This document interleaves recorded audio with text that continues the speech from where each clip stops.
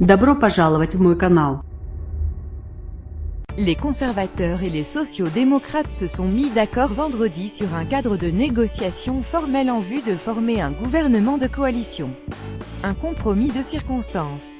Le Monde 13/1/2018 à 6h38 mis à jour le 13/1/2018 à 9h40 par Thomas Vieder Berlin, correspondant. Il ne faut pas se tromper sur la nature de l'accord scellé, vendredi 12 janvier à Berlin, entre les conservateurs CDU-CSU et les sociaux-démocrates SPD. S'il constitue l'ébauche d'un programme de gouvernement pour les 4 ans à venir, il s'agit avant tout d'un compromis de circonstances qui vise à éviter ce que les dirigeants des trois partis, à l'instar d'une majorité d'Allemands, redoutent au plus haut point: la tenue de nouvelles élections, quelques mois seulement après celles du 24 septembre 2017, qui ont vu l'extrême droite entrer au Bundestag pour la première fois depuis la Seconde Guerre mondiale. Pour rendre possible un tel compromis, chacun des deux camps a dû reculer sur certains points, tout en veillant à imposer sa propre marque ici et là. Le document de 28 pages publié vendredi matin en témoigne.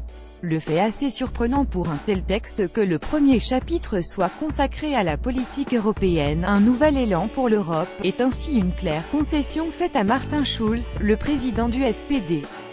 Schulz devait justifier d'avoir accepté de discuter avec les conservateurs après avoir juré, le soir des élections, qu'il n'était plus question de gouverner avec eux.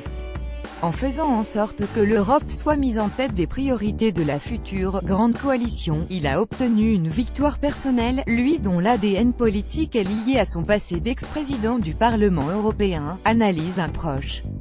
À l'inverse, les conservateurs ont imposé l'essentiel de leur vue en matière de politique migratoire. Une limite, comprise entre 180 000 et 200 000, sera ainsi fixée au nombre de demandeurs d'asile susceptibles d'être accueillis chaque année en Allemagne. De même, le regroupement familial pour les réfugiés bénéficiant d'une protection subsidiaire, ceux qui ont obtenu un titre de séjour d'un an renouvelable, sera strictement encadré. Actuellement suspendu, il va certes pouvoir reprendre, comme